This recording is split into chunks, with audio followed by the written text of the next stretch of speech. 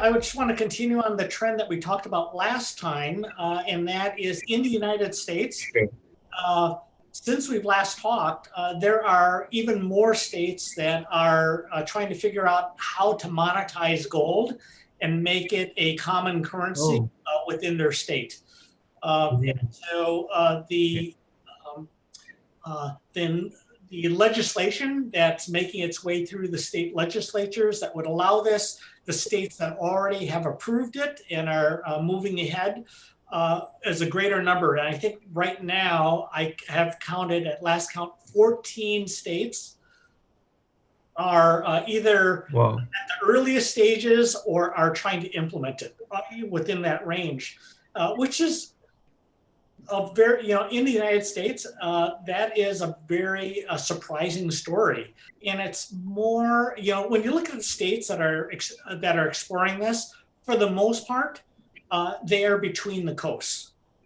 And so when you look at Texas or Utah or Colorado and Wyoming and Montana, these are states with rugged individuals who generally have a distrust of government.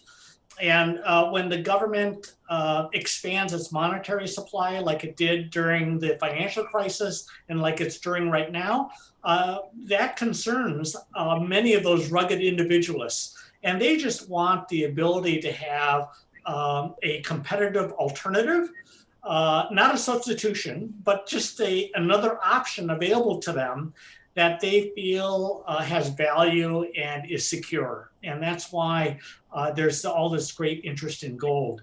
I think one of the things you see with this partisan divide in America is two Americas are emerging, right?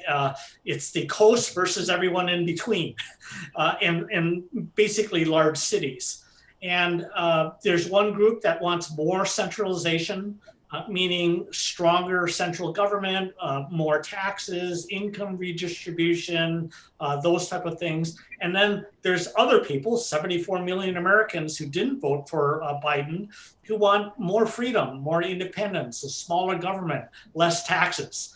And it's those states that are generally looking at using gold as an alternative. Plus, the other factor here is technology. In the past, let me show you this. I think I showed you this before.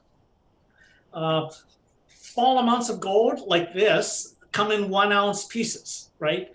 And you've seen gold bars down to 1/10 of an ounce and so on. But to get a gold down to 1 gram would be so small, it's easy to lose in your pocket and all those other things.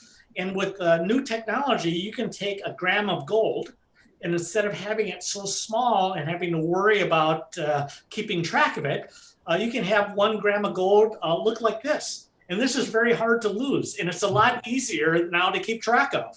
And because of that increased technology by very innovative companies, that has opened the door for these states to consider using gold as actual currency.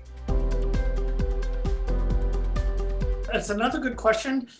For the most part, this is a US phenomenon, but there is interest in other countries to use these type of gold notes as currency.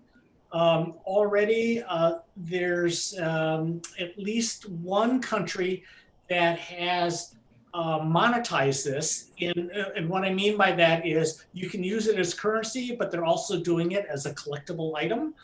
I don't remember the name of the country right now, but there are more that are considering this.